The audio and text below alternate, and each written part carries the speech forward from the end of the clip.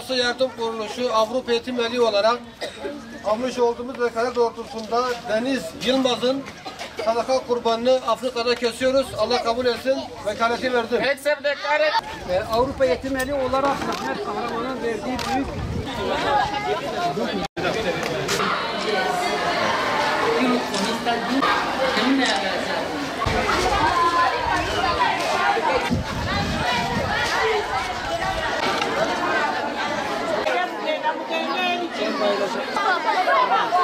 Uluslararası Yardım Kuruluşu Avrupa Eğitim Eli olarak Afrika'da bulunmaktayız. Uganda'dayız. Uganda'da bir İslami okuldayız. Okulun 800 kişilik bir kapasitesi var.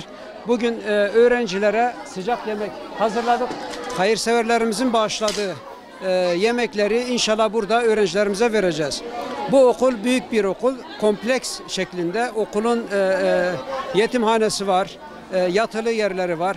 Hatta okulun etrafında kulübeler şeklinde evler var. Yetim aileler oralarda kalıyor. Güzel de bir mescidi var. Banyosu var. Burası aşevidir. Böyle güzel bir mekan, büyük bir yer ve çok amaçlı kullanılıyor.